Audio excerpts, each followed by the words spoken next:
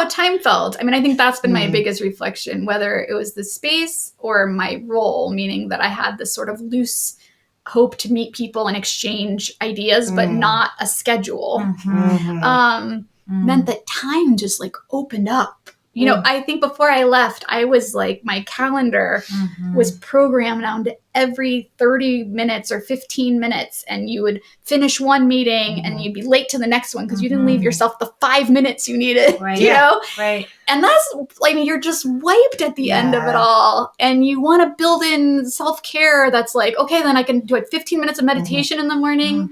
That's got to come out of like eating time or exercise, like a sleeping time or time with your kids or something. And this felt like, I mean, I feel kind of embarrassed to say it because it feels like, I shouldn't say embarrassed. I feel really privileged that we had the time. And I know that not everyone has it, but this was like, you wake up in the morning, the kids got themselves off to school, and then the day was just like open in front of you. And you're like, what do you feel like you need right now? And at first it was almost hard to connect with, like, what does your body need?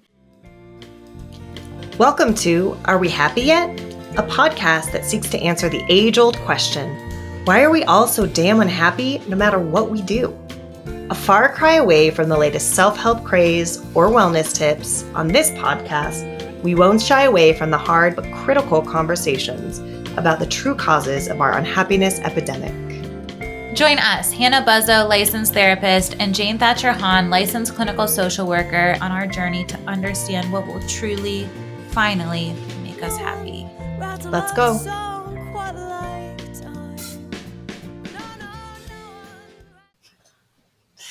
Welcome to the podcast, everybody. I am so excited today because I have my sister by Another mister by proxy, by marriage, whatever you want to call it here, Kim Bender.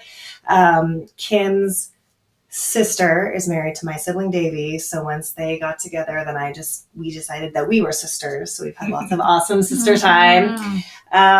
Kim has a PhD in social work, and she's on the faculty at the Denver University social work program. She also just returned from a Fulbright scholarship experience in Taiwan, a month ago? Yep. We're super excited. This is a great time to have a conversation about all the things you've been thinking about and the juiciness of all of that. So we're super excited to have you on the podcast. Thank you for having me. Yeah. Well, I'm just going to toss it over to you to tell us a little bit about you, your work, your position at DU, and how that translated into your work over in Taiwan. Yeah, thanks. Thanks for having me. So, I'm on faculty at the School of Social Work, and we have a lot of freedom to sort of study how we want to study. And so a lot of my work has started gravitated towards participatory work where you're partnering with community as co-researchers and they're documenting issues in their community with photographs. And then you're discussing them and drawing conclusions about social issues and root causes and what needs to be done. And mostly with young people. I've done a lot of work with young people who are unhoused or sort of pushed to the margins of society.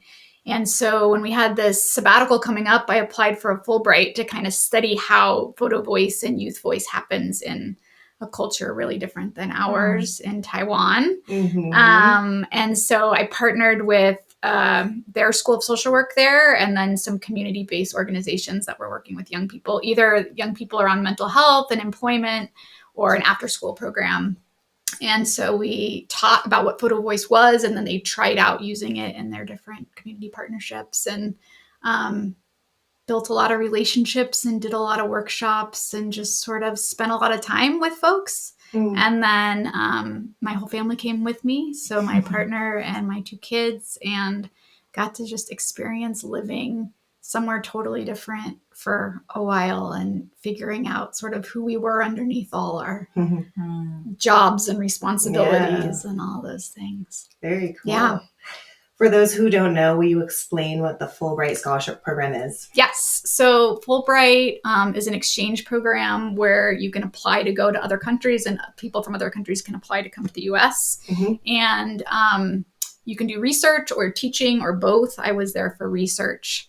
and usually go for 6 to 10 months, and you apply to a specific country or space you want to be in and sort of justify why you want to be there, and ideally have a host or someone who's willing to welcome you there. And it's pretty low stakes in terms of your exit to leave there is just sort of, what relationships did you build? What did you learn? Or how did you understand things differently? And who will you stay in touch with when you're gone? And I think it's really about building relationships and understanding across cultures. So very cool. It was awesome. Yeah. So they kind of pay for you to be in that space. They paid for the kids to go to school, which was a huge help.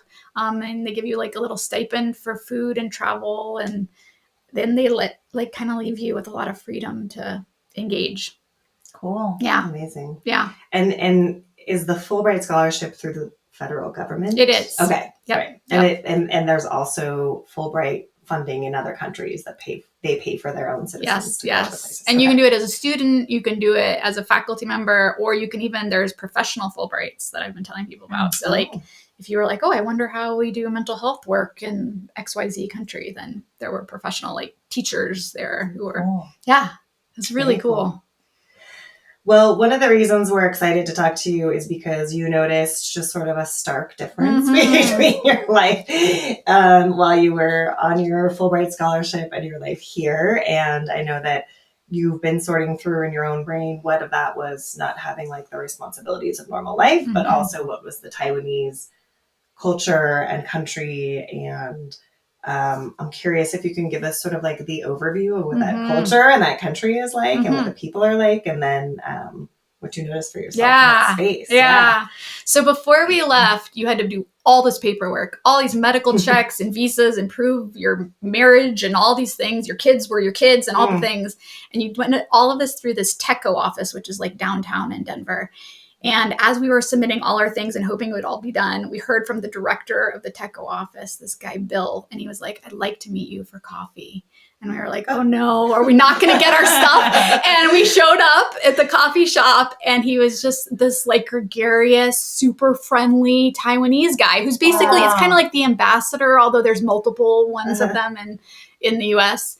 And he's like, I just like to meet people so I can tell them a little bit about what to expect there and welcome them that they're going to go. And he's like, the thing you're going to love is that people are just really kind there. And I thought to myself, doesn't everybody say that about their country? And he was really, really right. I mean, we just, I don't even know how to describe it, felt incredibly welcomed there. People went out of their way to make sure that you felt at home in places, that you had everything that you needed, that life was easier, if there was a way for them to make life easier for you.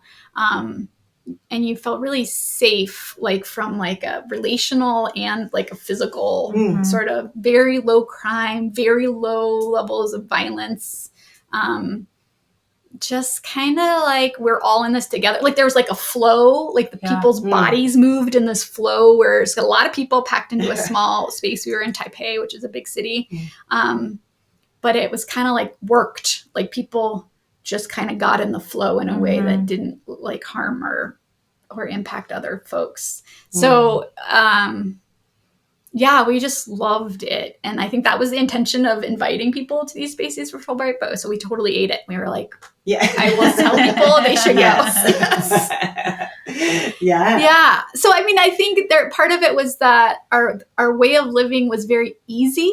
We just sort of, you could get anywhere you wanted to get really inexpensively, really safely, really smoothly. You'd get on the high-speed rail, even leaving the city between cities were these high-speed rails. So you could get somewhere that would take a couple hours to drive. In 45 minutes, you'd be there.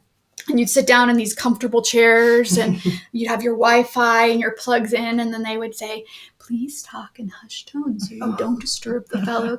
And that's what, that's the epitome of be comfortable and consider other people.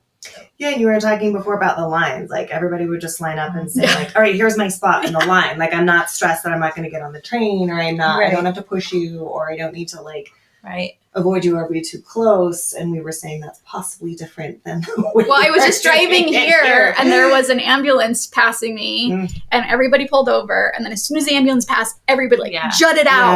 And I tried to get into it, and this person just like flew right up into the back of me. And I was like, oh, they want to be ahead of me. Mm-hmm. And I didn't feel that the whole time. It felt kind of like we're all in this together somehow. Mm-hmm.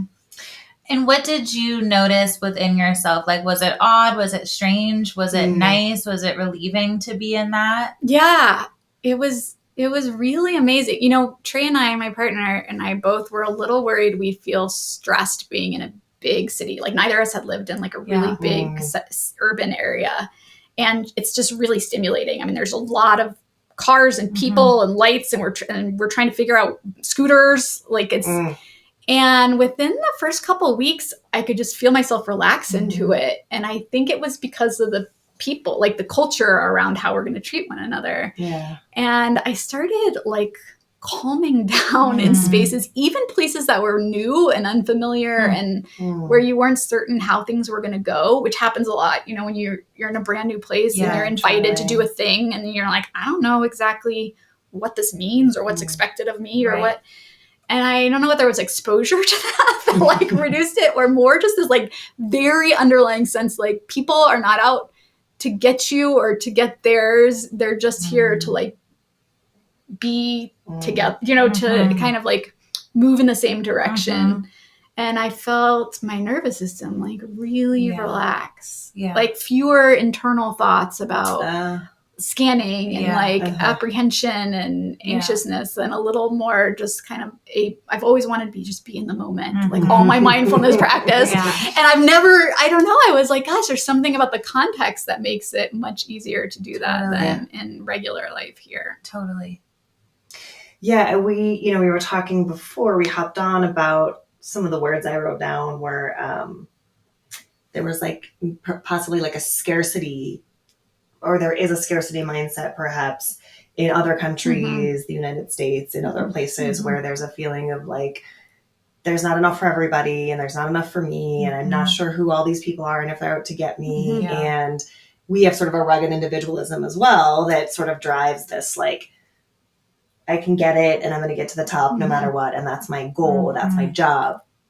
And in talking with you, I see really clearly from my nervous system how that's problematic and how that like, I don't know, competitive scarcity thing is like, oh, there's never enough. There's never enough. So then I always need to be in that part of my brain that's like survival and fighting and like wound up. And so it's just interesting to think about how an entire country or culture or context, and I'm sure there's pockets in the US that are that way too, but you're talking about sort of like an entire cultural way of being that's inspiring sort of like nervous I think system so. reset. Yeah. Although I will say that that's where like I'm trying to make sense of whether that's part of my role there, because I do think, as much as I don't like to admit it, I am constantly in a like prove yourself mode. Everything about, especially in academia, is like you're labeled as an expert and you're here to share your expertise and you're mentoring someone who, you know, like there's a lot of hierarchy and there's a lot of imposter syndrome where everyone, wherever they are, doesn't think they deserve to be where they are. And I felt relief from all of that. So certainly I was set up as a visitor who had something to offer, but the conversations were sort of like telling stories about the work I've done, the work you're doing, where you want to head, how things overlap, how they diverge, where it felt, I felt like I could show up so much more generously because I didn't need to prove myself or compete with anyone or negotiate who was higher and who was first and who gets more money or who gets more money, which is interesting.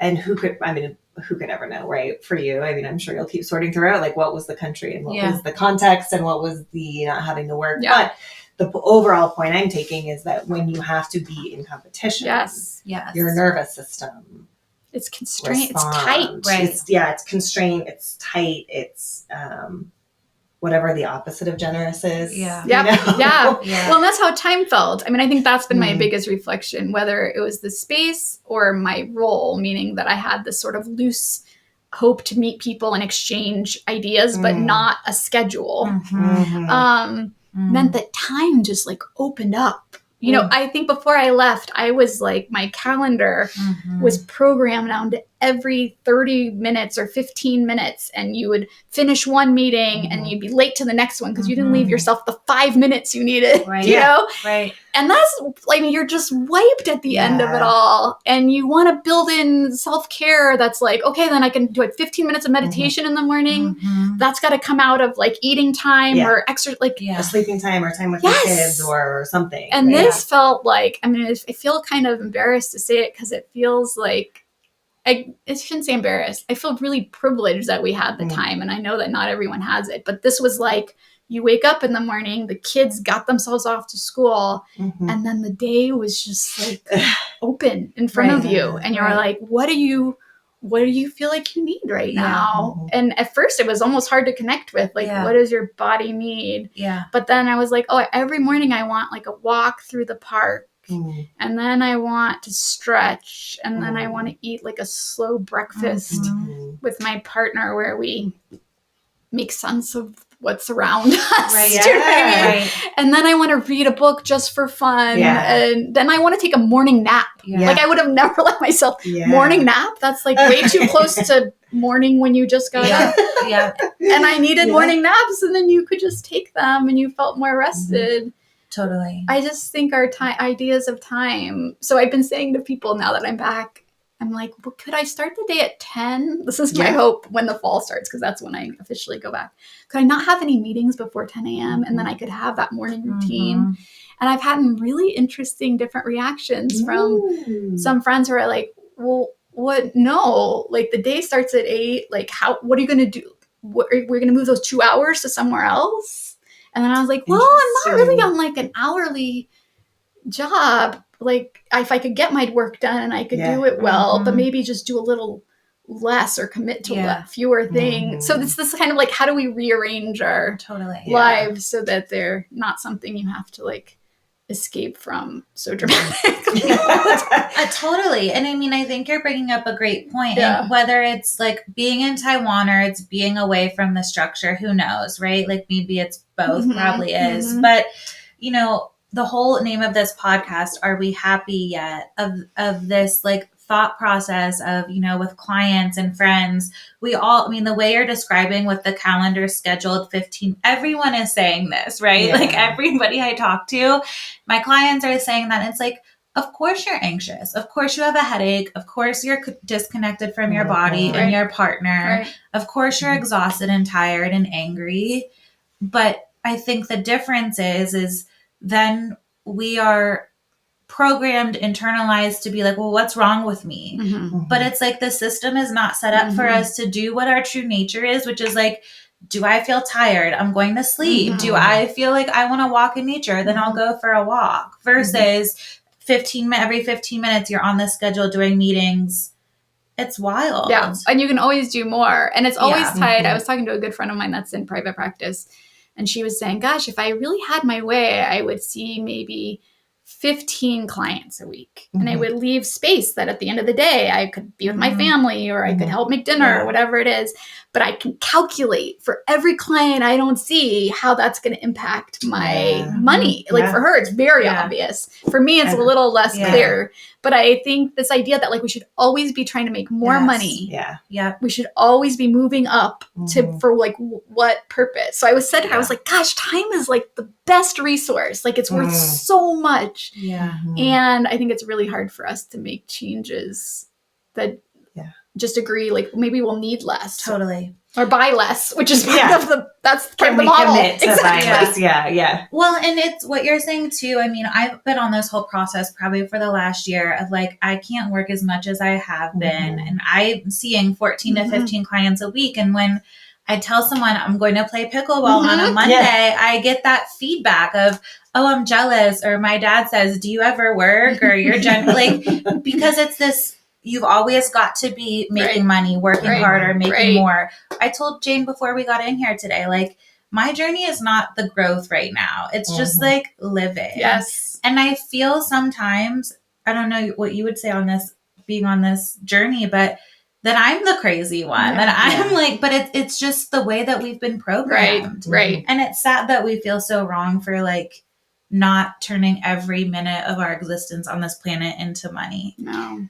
And then the big question is, who does that benefit? Right. Who's getting something out of that? And I know that's not super black and white, but... right. You make more money so you can buy more things, and then which benefits someone else. Who owns... Right. Ultimately goes up to these uber wealthy who are becoming more and more uber wealthy. Yes. I'm rereading 4,000 Weeks by Oliver Burkeman. Such a good book. Yeah, have you read that book? Mm-hmm. Okay, you have concept to. I have it. I'll lend it to you. The concept is the average person, if you live 80 years, will have a total of 4,000 weeks. Yes, somebody's been telling me. And one of the things that he reflects on, and I don't remember exactly who the statistics around it, but we'll link it in the notes, is that during the Industrial Revolution, they thought that the new age of humanity was going to be working about 15 hours a week, and that the real challenge would be how will we fill our time as human beings. And here we are, years and years later, even more, maybe not more, but stressed out in this very specific, unique way, overworked, unable to pull back, very much in a product-oriented, productivity-oriented society. And I'm curious, are the Taiwanese, what's their orientation? Do they also have an orientation towards productivity, or? Yeah, I mean, Taiwan is interesting because, and again, this is only my understanding after being there for 6 months, so I'm at the baby understanding of it. But I do think it's capitalist. They're very proud of what they achieve. They're really like a tech center for the area. So they put out lots of microchips and do well for themselves that way. Education's very important. Education's very, testing is very important. Climbing that ladder, going away to all the Ivy League schools in the US, all of that. Faith and prayer are very important. And you would often go to temples and you would see sort of young people write their name and their prayer for getting into their schools, and then a list of the schools they'd apply to. So it was very, very important to their families and to them. So there was a lot of that. And that's why I think maybe being a little on the outside of it, I got to sort of experience the freedom and the good things about, the culture. There's, older folks are everywhere. They're in the parks doing Tai Chi and taking their grandchildren to school on the back of their bikes. It's very beautiful without without going through the school and work pressures that I think are still there. And though, I don't know, there was something in academia there. I think there's a little bit more centralized system. So policies are passed down and there's a little less competition across all the universities. So it's sort of we've got to figure out how to accommodate this new rule and meet this new thing. It felt a little bit down a notch from our US frantic. And then it was interesting as you were talking, I was thinking, gosh, this growth, produce more, do more, spend more. I feel like I've been reading a lot about our ecosystem and how that's just not a sustainable way for us to live on Earth. And when we traveled, our last place to travel was New Zealand at the end of this, which was not on our plan. And I was just wow, it feels like you're stepping back into this place where somehow they've protected this land and this way about going about rethinking differently in our relationship to everything. So I just feel like this idea of ramping up is at all levels, and it's going to burn us out, not only individually, but the planet. That's an interesting way to think about that pressure squeezing it on everybody. And of course, we're going to feel it. But we are feeling it's 105 degrees today in Denver. But they always say the economists are always growth. There has to be growth every year. But how can, stating the obvious, you can't grow forever. And there's limits, and we're probably there or surpass them, right? Yeah, but it's such a paradigm shift, I think, that we would reorganize our whole economic 100%. System to be what is the basic need that everybody, and how do we plan for that? It's a big question. It's a huge question. So I've been running this might be a tangent, but I don't think so, mutual aid fellowship with grad students. So we have to do a field placement or internship. And instead of going to regular nonprofits, they're doing it in mutual aid spaces. And one of the students... what is a mutual aid space? A mutual aid space is sort of a horizontal, like all decisions are made horizontally, and it's in sort of reciprocal interdependent care, sort of like how we come to be part of a community, and sometimes I have a need and sometimes I have something to give, but I'm not a client and a provider kind of model. So they do it in like an intentional community space is one of them. Mutual Aid Monday, which does like meals for unhoused neighbors once a week. Different organizations that are trying to be more flat and non-hierarchical. And a couple of students are eco-justice majors. So they're sort of saying like this mutual aid, like this idea that we could be interdependent and in relationship with one another is not just about humans. Like it's about the non-human world too. And did this like amazing presentation about how like nature is set up for that system exactly. Like what I do here impacts this.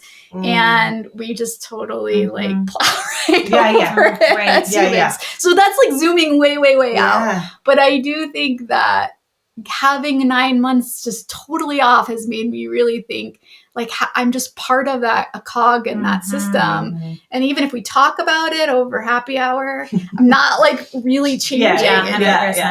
That's kind of the place that I feel like I'm at right now, where we're having all these amazing conversations. And the more we do the podcast, the more I'm like, oh shit, like this is all just one big machine that's not, there's lots of pieces of it that are working for everybody. And it's certainly overall not working for everybody. But how do you extract yourself? Right. Or how do you make a significant change? Or is the solution to just focus on your little corner of the world and make these little baby improvements? And like that act of defiance for me of saying, well, I'll make art instead of hustling, or I'll start my day at 10, or I'll play pickleball, or like, I mean, right now that's the best I've got. And I know there's more, and there's community organizing and there's more to be done. But for right now, there's that sort of act of resistance personally. Yes. Right? Yeah. Which, I mean, we talk in Mutual Aid about like prefigurative politics, like the idea that like you live the kind of world that you hope will become. And these feel like little examples of it. And I have a really good colleague who I'm going to co-teach this year that I hope just challenges like the hell out of me, because they would say it's not about tweaking the system as it is. Like they're like, we got to start all over. Like we really, like if you're just trying to like tweak the system, it's going to like fit, maybe help you the tiniest bit, but it's not shifting anything drastically. So like their version of mutual aid is if we keep building and building and building mutual aid, communities care for themselves, and you no longer need a whole social work system that's policing or monitoring or serving all the ills. Like people are meeting one another. You don't need policing systems because there's transformative justice where people hold one another accountable. And so I sit sometimes in this in-between place where I'm like, wow, I wish it could look totally different. And then like all it can control, it feels like this small pocket. And that's something I'm thinking about more and more when it comes to the work I do as a therapist, right? Is like, I do not have it all figured out, right? Like we're all sitting here from different backgrounds. You just got back from a different country. We've been talking to all these people on this podcast. Like we're not sitting in this chair saying we have it all figured out. So like, why am I trying to do that in the therapist role, right? And actually, I think why I'm so successful and my clients have seen me for years and a lot of them do really well is because I just like sit with them and be a human with them and like joke with them. And, you know, like, I think that's a big part of it is how do we have this relationship versus this other iteration of like power and person who needs help. Yeah, I mean, I do think interpersonally, there are so many ways to change how we are with folks. If we can be regulated. For me, I have to be my best self to show up that way. Me too. I can't be like anxiously knowing that somebody needs something and can I fix, you know, like I can't, do you know what I mean? Which I can go to really easily. Wait, start over. So you're saying if you want to show up and give something to somebody, you have to be fully regulated? Is that what you mean? Yes, I think so. I don't think I have to, I'm trying to prove my worth or competence or contribution. It moves me towards teaching and fixing and having to know all the answers. And that moves me away from really like listening and just being present. Does that happen to you? Or no? Yeah. For sure. And one of the things that I've been thinking about with the clinicians in my practice, myself, my clients, is the deeper the unworthiness wound is, the more dysregulated we often tend to be, right? Sure. So if I'm constantly walking into situations like not knowing if I belong, or not knowing if I'm worthwhile, or not knowing if I have something to offer, or not knowing if anybody gives a shit whether or not I'm there, I'm going to get dysregulated. And that's very evolutionarily sound, right? Like you have to be part of the tribe and you need to feel safe. And that's part of what we've been doing for generations. But I do think that's an interesting piece when we're, there's some flack, what's the word I'm looking for? Some judgment around the word regulation or dysregulation because so many people are using it. And that like, we all have to be regulated all the time, which I personally do not believe in. I am not regulated all the time. And that's not the goal to me of a human life. But I would like to feel safe, grounded, centered. Centered as much as I can. But then that's my question, right? Is like, you already said that your nervous system felt better in Taiwan. So my question is like, these people, and God bless you, are like doing therapy and workbooks and meditation and psychedelics and this, that, and the third to feel regulated, to feel safe. But like, we live in a country where like I could go to the grocery store tonight and get shot, right? Like rights are being stripped out of our everyone's constitution. Yeah. So it's just like, it's this double-edged sword where it's like, I want to empower people because I think that personal responsibility is very important. But I also don't want people to feel that there's something wrong with them because like you even felt that going to, and maybe it was the work, maybe it was the different country, but like, how could we feel belonging, safety, connection in a place like this? It just, it's hard, right? It's a little, like we have little pockets of it in our community. Right. But there's a lot of overarching narratives, stories, competition, politics, strife, conversation. That is in your hand 24/7, ringing your phone. Like, it's just kind of a wild idea to think about. That somehow, and I think we were talking about this before, but typically the overculture, and especially in this country, we tend to say like whatever America's doing is like the best way, and people should adopt the American way, and like we're kind of slaying it, so it's hard for people to step back and say like, wait, maybe this particular way we're doing it is not working and is actually being harmful to people. But instead we say, well, this is culture and society, so you should be able to fit into it, and if you can't fit into whatever box, then you're at fault, you're flawed, you need to figure it out, you need to work through your trauma, right? You need to work through your anxiety or depression, you need to be more regulated and fit in, right? It's a lot. It is a lot. It is. Regulated is interesting because I guess it feels like if we could articulate like our most core values and be like living and acting consistently in alignment with those. That's what I mean by like regulated. It's not that I hope there's more emotion in that. Totally. I hope there's more ups and downs because I tend to be like very in the middle because I think I'm like, I do this a lot. Like I'm just a box, like a head. Do you know what I mean? Like, I do. And so it's like, I feel enough at ease that all of that is available at to ease. Me. Yes. And like at ease to be able to like process and express and feel. And even read and know. Yeah. But not be sucked into it. Right. And I think, I don't want to speak for you, but like what I'm hearing you say too is like, I'm so busy going to the next thing that like that ease is not available to me. Right. Because it's like, you're just going through the day. There is no, yes. And the interesting thing about being even keeled, which I think a lot of times as therapists, we're like trying to, we go off on a tangent about sort of bringing things like less extreme in either direction. So I think that for a lot of people, we think of this, the goal might be like constricted emotion or less highs, less lows, less extremes. And I think sometimes the constricted, less emotional person, less emotional response is actually a trauma response because it's not safe to be really mad or be really happy or be really disappointed or be afraid.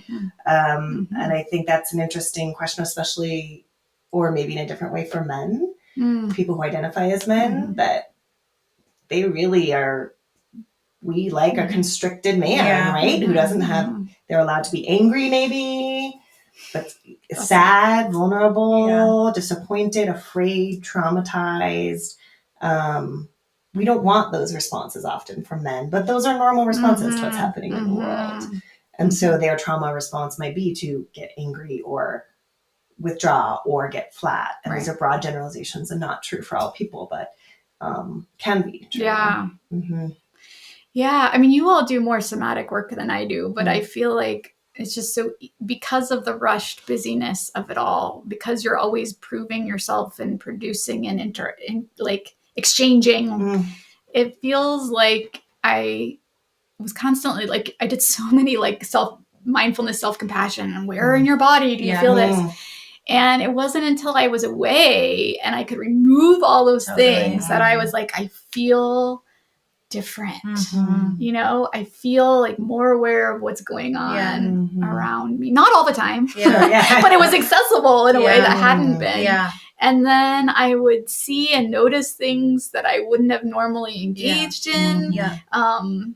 I noticed this even when we did a lot of travel that was out of our element, where we were just visitors, and you're like, show up at a place and you're like, we have 3 days here. So what are all the things? Let's get on our like sites and figure out what's got the most ratings and you know what I mean? Like meet at 9 in the lobby, that kind of thing.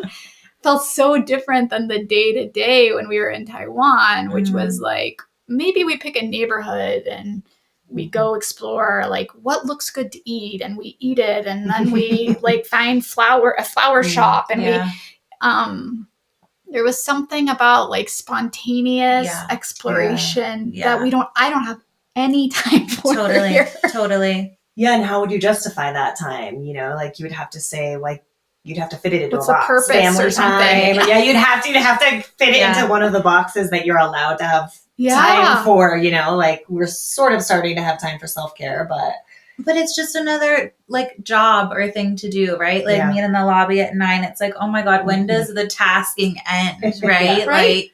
When can I just like wake up and go to a flower shop and smell if that's what I want to do? Or, you know, I think it's just the way of doing things, like the ease. That word I think you said is brilliant.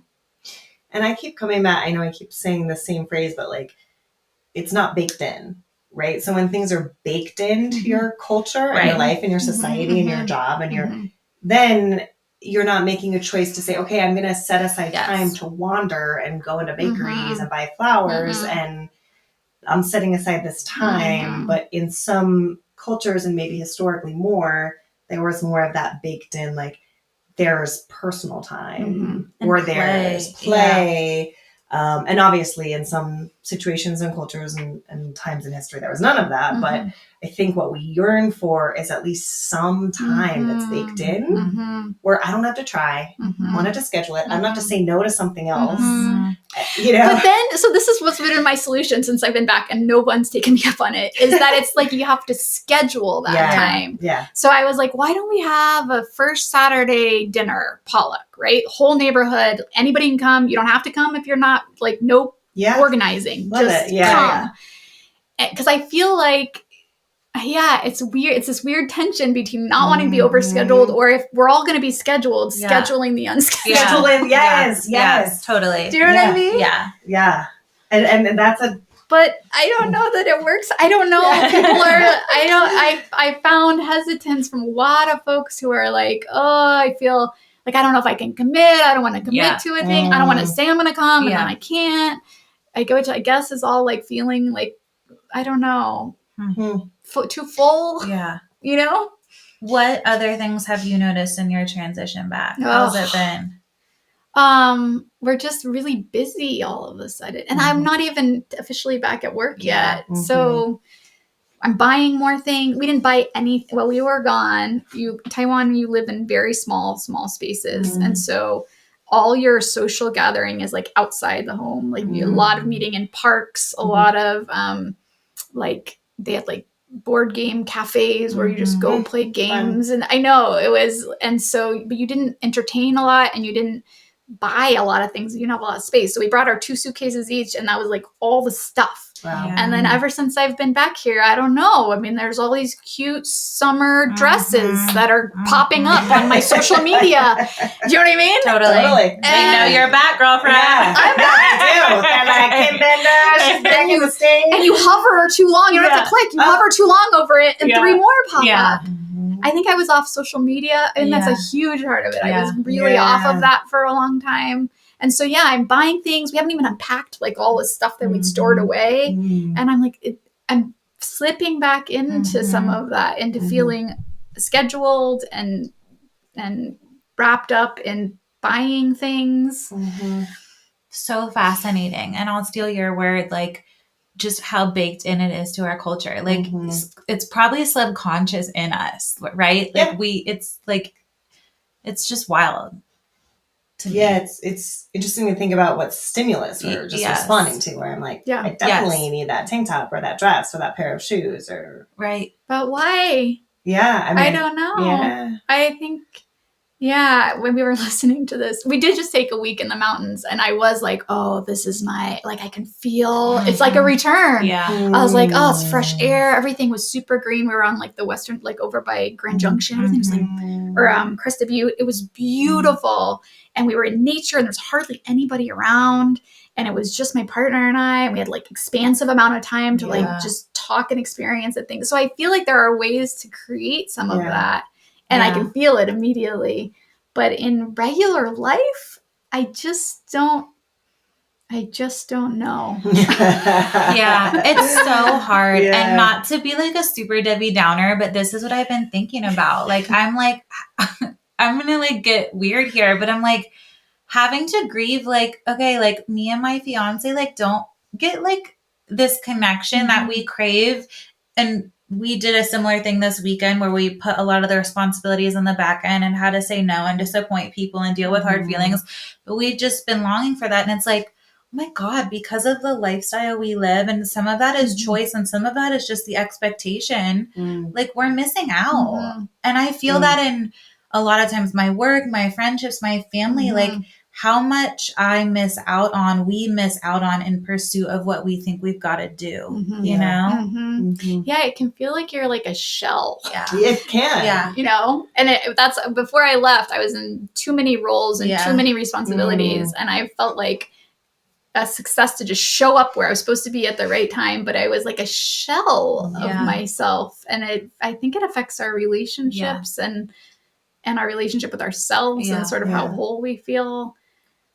So I think the answer is do less. I mean, I think that honestly it's just too much to like spread our energy and our attention all those places. But it's like how do you do, what do you move out? What do you say no to?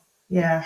And I know you're still shaking this out because it's only been a month, right? And you're already busy. So it's like goodbye bathing suits.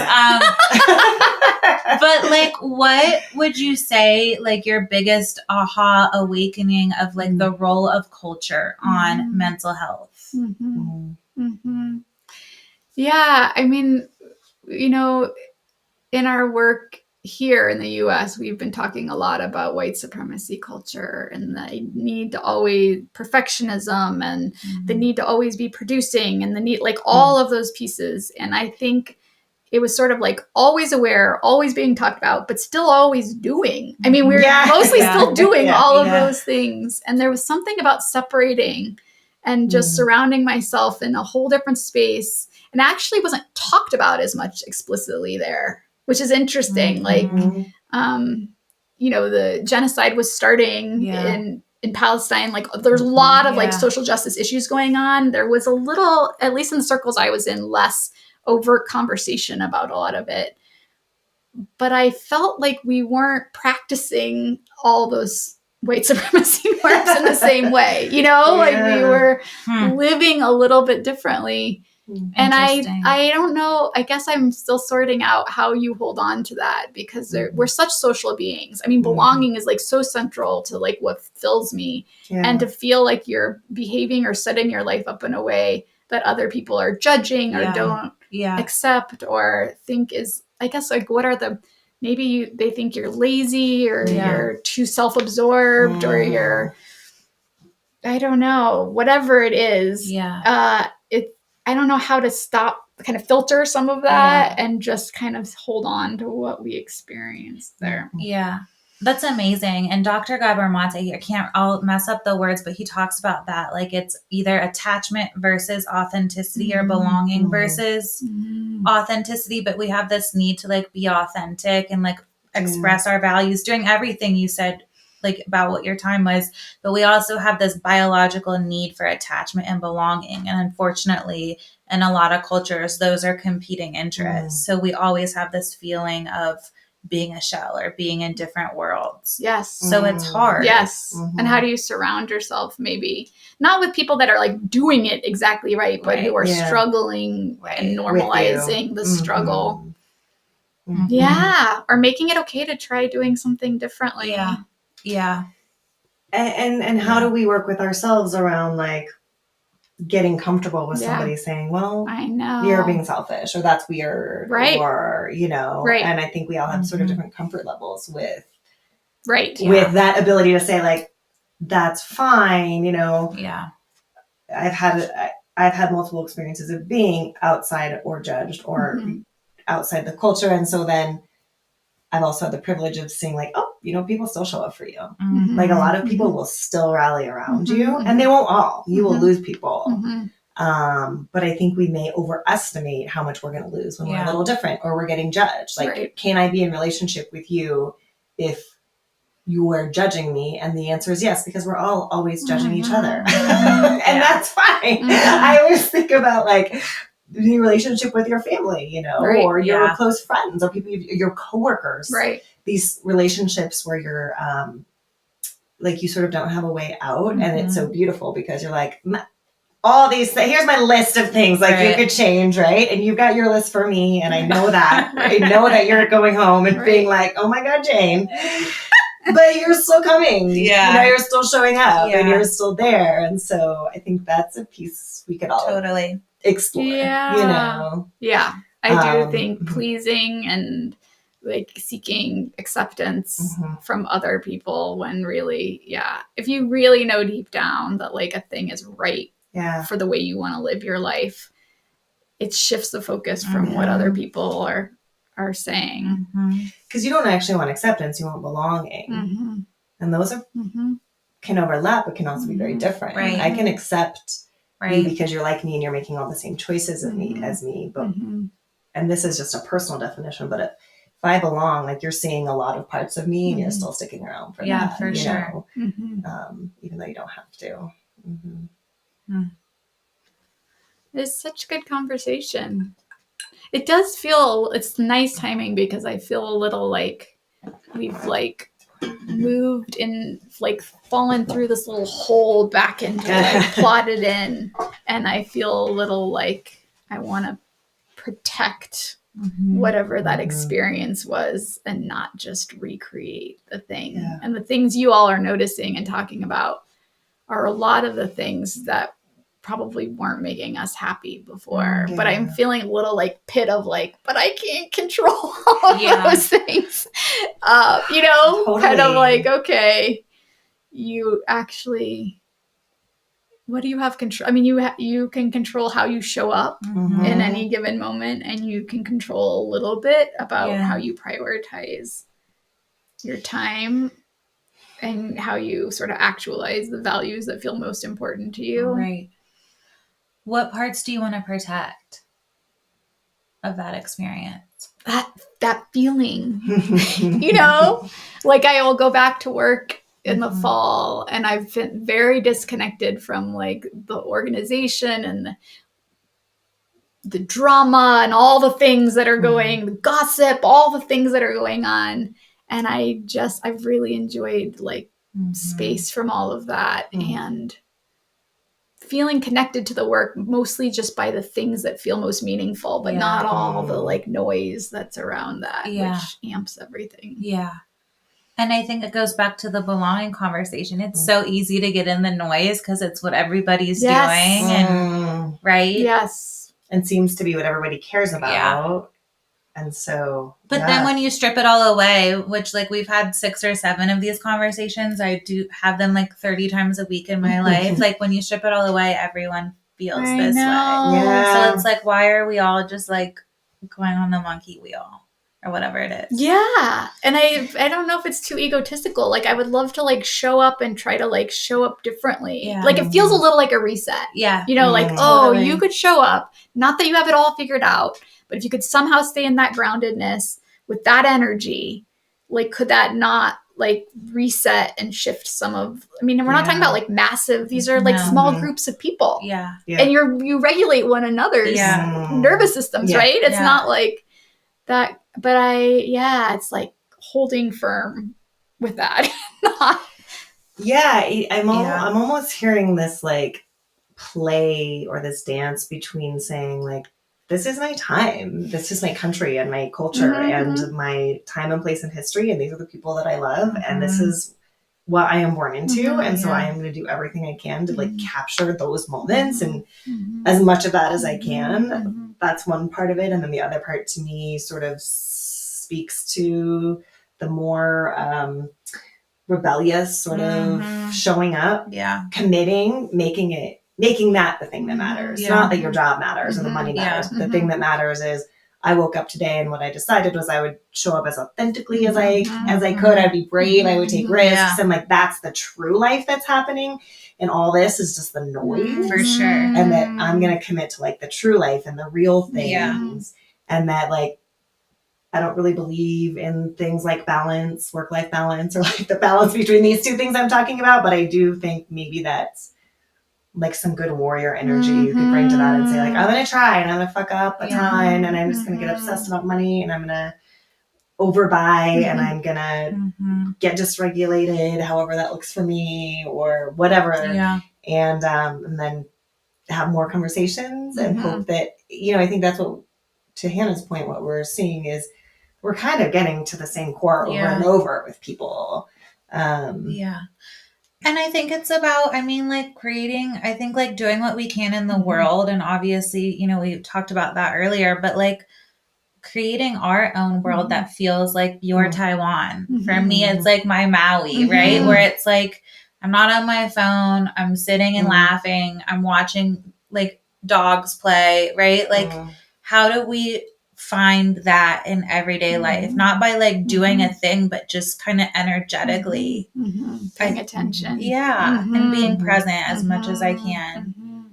Yeah, so many moments of awe. Yes. Right? Which I wasn't, after the pandemic, we were like really on lockdown for the pandemic. And so I remember we went to see The Lion King. It was like one of the first outings. And it was like thousands of people and I'm like double masked and the whole thing. I don't know if y'all have seen it. It's like, if you ever get a chance, it's good. Like, all the people are dressed like in forms of animals, like their movements are connected to like machinery that makes them animals. And, giant giraffes that are like leaning over the audience. And then all of a sudden the music comes on and there's this like 6-person elephant come down the aisle that's like moving just like an elephant because the people are like choreographed together. And I just started crying. I was like, that's the most beautiful, like, wow, we're all here together having this experience. And when we were traveling, I was like, I just want to like look for, it doesn't have to be that dramatic, like moments where you're just like, wow. And I think there was so much more of that. Totally. Than I don't think in regular everyday life, there's any space for, much space for that. Wonder, awe. And you said that one of your core values is curiosity, which I love, which I think in the world where you're like producing or trying to win or trying to all this doing, like curiosity is not a huge part of that. It feels harder. The other words I wrote down from when we talked before we started recording was generous, spacious, creative, and process oriented. And I think if you really stop to think about it, you would probably be like, those are kind of the goals, beyond happiness, beyond like You know, I would rather be curious and generous and spacious and creative and connected and belong. Yes. You know, I think those things. Yes. Can you make that happen for me? Yes. So on next week's episode, we are going to give you 7 tips to create that life. When those happen. Like, for example, we met friends who were also visiting there, but they spoke much better Mandarin than we did. And so they were like, do you want to meet up and go for a bike ride? And we're like, okay. So we get down, we're getting off the MRT stop at this temple. It's like the oldest temple in Taiwan, in Taipei. And they happen to be in ceremony, and they're throwing these like half moon wooden symbols. You throw them, and when you ask a question, sort of like you're wondering about sort of your life or where things are going, and the answer is yes or no, that you're answering the right question until you get the yes. Then you pull like a fortune it's complicated, but we're learning, like we're like, well, let's wait and we'll do this thing. So we learn this whole piece. You get your fortune. That's of course written in this like you can interpret it however you want it to be. But people are bringing all their flowers and their goods and all of these pieces to be together to sort of celebrate this piece. And then we came out and we wandered down, and my friend's like, oh my gosh, they have these little bananas here that you can't get anywhere else. And they taste totally different than any other banana. And her kid's running to the mochi and trying to buy mochi from this woman where she's trying to speak Mandarin, but the person's speaking Taiwanese. So she ends up with like handfuls of mochi. And every part of it felt like so like, I don't know, like nurturing or I don't even know how to describe. None of it was planned and none of it was expected. Yeah. And I was like, wow. And I almost love that you can't find the word. I can't. You know, it's like nourishing. Yeah. What is the right, like, do you know what I mean? It felt kind of like full. Like you were just like, oh, I'm full. And there was something about how I didn't have to like plan any of that. Sure. Yeah. You just had to show up and kind of be open. Yeah. And it felt awkward. You're like, am I doing this right? Should I be doing this? Is this like someone else? Do you know what I mean? Like, where am I welcome and where am I not? And it's like a risk and something new and connection. Understanding. And life. Ugh. Spontaneity of sorts. Oh, amazing. Well, you know, we'll put together our list of how to implement all these things. I mean, I think like it is starting with awe, right? Like I've been thinking about that word a lot, and like just like it puts everything. I mean, it's like amazing that we're alive and breathing, right? Yeah. Like I look at my dogs and like I'm like, oh my god, they ended up with me. I look at the mountains. It is just like taking the time out of the day to day in the rat race to like be amazed. I think is a big takeaway. Yeah, and that may be a perfect place to wrap up, actually, because I don't know how much more profound we could get. We're so wise. Yeah. We are so wise. Guys, I'm going to Taiwan. Seriously. I'm like literally while you're talking, I'm like, I'm going home tonight and talking to Michael about I found our honeymoon spot. We've been talking about it. It's Taiwan. Kim, this was so nice. God, thank you. Thank you for the therapy. Yeah, you're welcome. Thank you. Yeah, so great to have you on. Yeah. Such great conversation. So much good stuff to think about. So Kim, anybody who was inspired by this conversation or your experience, who would like to continue this conversation with you or get in touch with you or learn more about your work, what's the best way for them to go about finding you? And we'll link all of it in the show notes. Yeah, probably my professional website at DU would probably be the best place. I'll post that for you. Perfect. I just think this is like collective learning is really my thing. So people who are trying to figure it out, I want to be in community with. Great. Yeah. Well, we encourage you to reach out to Kim if this is helpful, inspiring, interesting to you. And thanks again, Kim. Yeah, thank you. Yay.